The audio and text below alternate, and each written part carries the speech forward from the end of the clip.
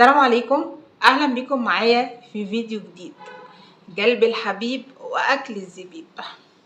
طبعا العنوان للهزار فقط، وبرضو الفيديو ممكن يكون فيه هزار شوية.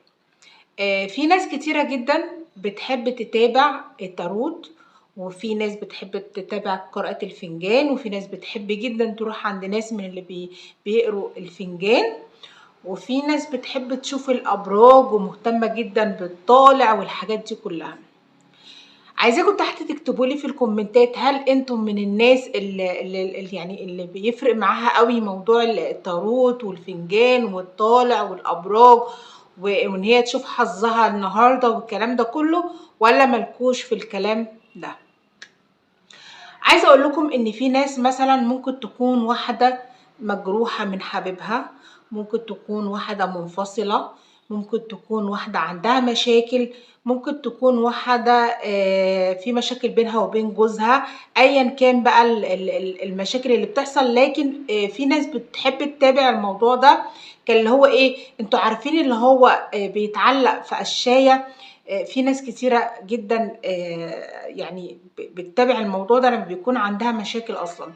ولو اتقال كلمة في مثلا لو في التاروت واتقال كلمة في فيديو، او اتقال كلمة في فنجان، او شافت في برجها مثلا كلمة حلوة، بتفرح من جواها، او بتحس ان هي بتطمن من جواها.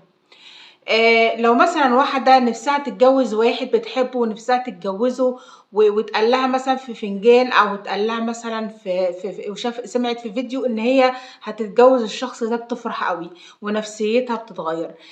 زي ما في ناس بتصدق في الكلام ده، في ناس كتيرة جدا بتقول عن الموضوع ده انه خرافات ومحدش بيصدق. وفي ناس طبعا عارفه ان هو حرام الموضوع ده، طاروت حرام، الفنجان حرام، الاهتمام بقراءة الفنجان الابراج قصدي حرام. لا يعلم الغيب الا الله، يعني ربنا هو وحده بس اللي عالم ايه اللي هيحصل لنا دلوقتي، اللي هيحصل بعد ثانية، اللي هيحصل بكرة. ربنا وحده اللي عالم انت هتتجوزي مين، هتفضلي مع جوزك ولا لا، اللي انت منفصله عنه ده هترجعي له تاني ولا لا. ربنا وحده اللي عالم هتخلفي ولا لا. ربنا وحده اللي عالم مشاكلك هتتحل ولا لا. لكن في ناس ساعات بيقولك بيشوفوا مثلا لو شافوا في فيديو في التاروت كلمة اتقالت وحصلت، هوبا لا ده كلامهم صح، فبيبتدوا يمسكوا فيهم. مثلا واحدة عندها مشكلة، واحدة شافت لها الفنجان وقالت لها المشكلة هتتحل، فالمشكلة اتحلت، هوبا انا اروح كل شوية اخلي الست دي تشوف لي الفنجان. فاهمين؟ ففي ناس برضو بتقعد تقول لا لا الحاجات دي حرام، لا يا جماعة ما حدش يتابع المواضيع دي والكلام ده كله. يعني زي ما في ناس بتحب الموضوع ده، في ناس بتكره الموضوع ده وبتقول ان عليه خرافات، وبتقول ان لا يعلم الغيب الا الله، وما تصدقوش في الكلام ده كله. انا بقى في الفيديو ده عايزه اقول لكم ان انا جيت في فتره، او في فتره كنت بحب جدا الموضوع ده، او اني انا اسمع فيديوهات التاروت، او اني انا مثلا اشوف الفنجان والكلام ده كله. بعد كده ما بقتش اعتقد بالكلام ده خالص، ان الموضوع ده خرافات، وبحس ان الكلام اللي بيتقال لي يعني حاجات لا حصلت يعني لا حصلت قبل كده ومش هتحصل، او ما حصلتش بعد كده، لا قبل ولا بعد. فكله كلام في الفاضي وتضييع وقت، ومثلا ممكن الواحدة تشوفي مثلا في التاروت حاجة، في فيديو في التاروت مثلا حاجة تشغل دماغك، تخليكي تقعدي تفكري، تخوفك في الفنجان هكذا. ممكن في برجك خلي بالك معرفش هيحصل لك ايه، فتقعدي تفكري وتخافي. انا جيت في فتره من الفترات كنت بشوف قنوات تاروت كتيره جدا فتحت على اليوتيوب، ومشاهداتهم ما شاء الله الله اكبر، يعني المشاهدات كانت عاليه جدا.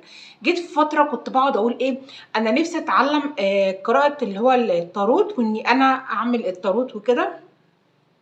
ففي واحدة يعني صديقتي يعني قالت لي لا دي حرام وفلوسها فيها شبهة ومش عارفة ايه والكلام دوت حرام يعني وكده.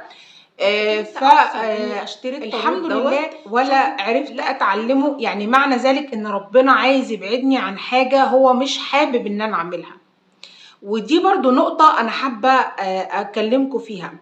لما تكونوا هتاخدوا خطوة في حاجة والخطوة دي ما تمشيش أو الموضوع ده ما يمشيش، ما تزعلوش. أكيد ربنا بعد عنكم حاجة كانت هتحصل. يعني ربنا ما بيبعد عننا حاجة احنا ما نزعلش. ممكن يكون ربنا يعني احنا لنا خير في كده، ده خير. تمام.